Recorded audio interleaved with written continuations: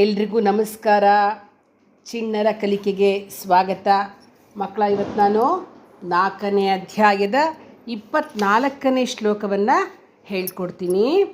ಶ್ರೀಕೃಷ್ಣ ಹೇಳ್ತಾನೆ, ಯಾರಿಗೆ ಆಸಕ್ತಿ ಇಲ್ವೋ, ಯಾರಿಗೆ ದೇಹಾಭಿಮಾನ ಇಲ್ಲವೋ, ಯಾರಿಗೆ ಮಮತೆಗಳಿಲ್ಲವೋ, ಯಾವಾಗಲೂ ಪರಮಾತ್ಮನ ಜ್ಞಾನದಲ್ಲಿ ಸ್ಥಿರವಾದ ಮನಸ್ಸುಳ್ಳವನಾಗಿರ್ತಾನೋ, ಹೀಗೆ ಕೇವಲ ಯಜ್ಞಕ್ಕಾಗಿ ಆಚರಣೆ ಮಾಡ್ತಾ ಇರ್ತಾನಲ್ಲ, ಅಂಥವನ ಎಲ್ಲ ಕರ್ಮಗಳು ನನ್ನಲ್ಲಿ ಲೀನಗೊಳ್ಳುತ್ತೆ ಅಂತ ಹೇಳ್ತಾ ಈ ಶ್ಲೋಕವನ್ನು ಹೇಳ್ತಾನೆ. ಹೇಳೋಣವಾ? ಹೇಳ್ಕೊಡ್ತೀನಿ.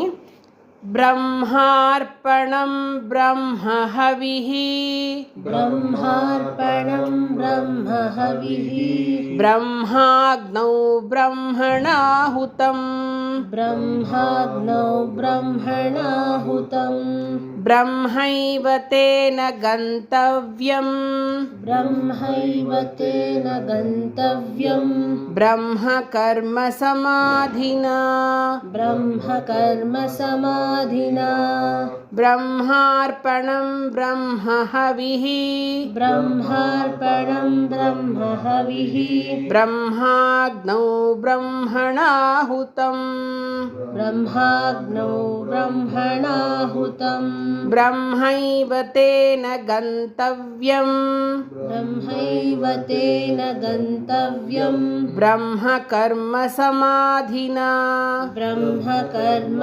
ಸಮಾಧಿನಾ, ಬ್ರಹ್ಮಾರ್ಪಣಂ ಬ್ರಹ್ಮ ಹವಿಃ, ಬ್ರಹ್ಮಾರ್ಪಣಂ ಬ್ರಹ್ಮ ಹವಿಃ, ಬ್ರಹ್ಮಾಗ್ನೌ ಬ್ರಹ್ಮಣಾಹುತಂ, ಬ್ರಹ್ಮಾಗ್ನೌ ಬ್ರಹ್ಮಣಾಹುತಂ, ಬ್ರಹ್ಮೈವ ತೇನ ಗಂತವ್ಯಂ, ಬ್ರಹ್ಮೈವ ತೇನ ಗಂತವ್ಯಂ, ಬ್ರಹ್ಮ ಕರ್ಮ ಸಮಾಧಿನಾ. ಬ್ರಹ್ಮ ಕರ್ಮ ಸಮಾಧಿನಾ. ಈಗ ನೋಡಿ, ತುಪ್ಪದ ಪಾತ್ರೆ ಯಾವುದಕ್ಕೆ? ಹೋಮ ಮಾಡಲಿಕ್ಕೆ ಬೇಕು ಅಲ್ವಾ, ಉದ್ಧರಣೆ ಬೇಕು. ಇವೆಲ್ಲವೂ ಕೂಡ ಜೊತೆಗೆ ಬ್ರಹ್ಮ ಮತ್ತು ಹವಿಸ್ಸು ಅಂದರೆ ಹೋಮ ಹವನ ಮಾಡ್ತಾರಲ್ಲ, ಆ ಯೋಗ್ಯ ದ್ರವ್ಯಗಳೂ ಕೂಡ ಬ್ರಹ್ಮ. ಆ ಅಗ್ನಿಯು ಬ್ರಹ್ಮರೂಪಿ ಅಗ್ನಿ, ಬ್ರಹ್ಮರೂಪಿ ಕರ್ತೃ.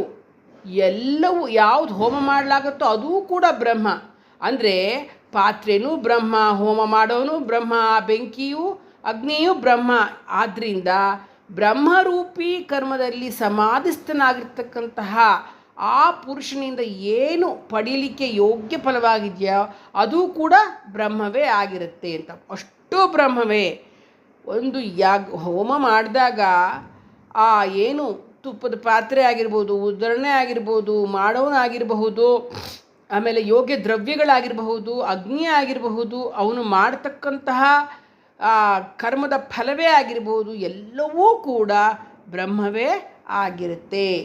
ಅಂದರೆ ಸರ್ವಂ ಖಲ್ವಿದಂ ಬ್ರಹ್ಮ, ಎಲ್ಲವೂ ಬ್ರಹ್ಮಮಯವೇ ಆಗಿದೆ ಅಂತ ಅರ್ಥ. ಯಾರು ಬ್ರಹ್ಮ ಸಾಕ್ಷಾತ್ಕಾರವನ್ನು ಮಾಡಿಕೊಳ್ತಾರೋ, ಯಾರು ಭಗವಂತನನ್ನು ಪಡೆದುಕೊಳ್ತಾರೋ, ಎಲ್ಲವನ್ನ ಬ್ರಹ್ಮಮಯವನ್ನಾಗಿಯೇ ಕಾಣ್ತಾರೆ. ಅಂದರೆ ಒಬ್ಬ ಜ್ಞಾನಿಯಾದವನು ನೋಡ್ತಕ್ಕಂಥ ವಸ್ತುಗಳೆಲ್ಲವೂ ಅವನಿಗೆ ಪರಮಾತ್ಮನೇ ಕಾಣಿಸ್ತಾನೆ ಹೊರತು ಬೇರೆ ಕಾಣಿಸಲ್ಲ. ಅವನಿಗೆ ಬೇರೆ ವ್ಯತ್ಯಾಸವೇ ಕಾಣಿಸೋದಿಲ್ಲ. ಚಿನ್ನವನ್ನು ನೋಡಿದ್ರೂ ಅವನಿಗೆ ಭಗವಂತ ಕಾಣಿಸ್ತಾನೆ, ಮಣ್ಣನ್ನು ನೋಡಿದ್ರೂ ಕೂಡ ಅವನಿಗೆ ಭಗವಂತನೇ ಕಾಣಿಸ್ತಾನೆ. ಅಂತಹ ಬ್ರಹ್ಮಜ್ಞಾನಿ ಒಬ್ಬ ಯಜ್ಞ ಮಾಡಿದ್ರೆ ಯಾವ ಭಾವನೆಯಿಂದ ಮಾಡ್ತಾನೆ ಅನ್ನೋದನ್ನು ಕೃಷ್ಣ ಈ ಮಂತ್ರದಲ್ಲಿ ಹೇಳೋದು. ಅವನು ಮಾಡ್ತಕ್ಕಂತಹ ಏನು ಒಬ್ಬ ಬ್ರಹ್ಮಜ್ಞಾನಿ ಆಗಿರ್ತಕ್ಕಂಥವನು ಮಾಡ್ತಕ್ಕಂತಹ ಯಜ್ಞ ಏನು ಮಾಡ್ತಾನೆ, ಆ ಯಜ್ಞದ ಒಂದು ಪಾತ್ರೆ ಆಗಿರಲಿ, ಪರಿಕರಗಳಾಗಿರಲಿ, ಅಥವಾ ಅಗ್ನಿ ಆಗಿರಲಿ, ಅಥವಾ ಆ ಜ್ಞಾನಿಯೇ ಆಗಿರಲಿ, ಅಥವಾ ಅವನು ಪಡ್ಕೊಳ್ತಕ್ಕಂಥ ಫಲವೇ ಆಗಿರಲಿ, ಎಲ್ಲವೂ ಕೂಡ ಬ್ರಹ್ಮ ಅಂತಕ್ಕಂಥದ್ದನ್ನು ಕೃಷ್ಣ ಈ ಮಂತ್ರದಲ್ಲಿ ಹೇಳ್ತಾನೆ. ಇದು ಬಹಳ ಮಹತ್ವಪೂರ್ಣವಾಗಿರ್ತಕ್ಕಂಥ ಮಂತ್ರ. ಸಾಮಾನ್ಯವಾಗಿ ಊಟ ಮಾಡೋದಕ್ಕೆ ಮೊದಲು ಈ ಮಂತ್ರವನ್ನು ಹೇಳ್ತಾರೆ. ಸಾಮಾನ್ಯವಾಗಿ ಊಟ ಯಾರೇ ಅಂದರೆ ಇವಾಗ ಅನ್ನಪೂರ್ಣ ಸದಾಪೂರ್ಣ ಸಾಮಾನ್ಯವಾಗಿ ಹೇಳಿದ್ರೆ, ಒಂದು ವೈದಿಕ ಪರಂಪರೆಯಲ್ಲಿ ಊಟ ಮಾಡಬೇಕಾದ್ರೆ ಬ್ರಹ್ಮಾರ್ಪಣಂ ಬ್ರಹ್ಮಹವಿಃ ಹೇಳ್ತಾರೆ. ಇದು ಒಂದು ಬ್ರಹ್ಮೈ ವೇದಗಂ ಸರ್ವಂ ಅನ್ನೋದನ್ನು ಪ್ರತಿಪಾದಿಸ್ತಕ್ಕಂತಹ ಮಂತ್ರ ಇದು. ಈ ಶ್ಲೋಕವನ್ನು, ಈ ಮಂತ್ರವನ್ನು ಪ್ರತಿನಿತ್ಯ ಹೇಳ್ಕೊಂಡ್ರೆ ನಮಗೆ ಎಲ್ಲವೂ ಭಗವಂತನಿಗೆ ಅರ್ಪಿಸ್ತಕ್ಕಂಥ ಭಾವ ನಮಗೆ ಉಂಟಾಗುತ್ತೆ. ಏನು ಕೆಲಸ ಮಾಡಿದ್ರೂ ಅದು ಭಗವಂತನಿಗೆ ಅರ್ಪಿಸ್ತಕ್ಕಂಥದ್ದು ಅನ್ನೋ ಭಾವ ನಮಗೆ ಉಂಟಾಗುತ್ತೆ. ಈಗೆಲ್ಲ ಒಟ್ಟಿಗೆ ಹೇಳೋಣ ಮಕ್ಕಳ. ಬ್ರಹ್ಮಾರ್ಪಣಂ ಬ್ರಹ್ಮ ಹವಿಃ ಬ್ರಹ್ಮಾಗ್ನೌ ಬ್ರಹ್ಮಣಾಹುತಂ ಬ್ರಹ್ಮೈವ ತೇನ ಗಂತವ್ಯಂ ಬ್ರಹ್ಮ ಕರ್ಮ ಸಮಾಧಿನಾ. ಶುಭಮಸ್ತು.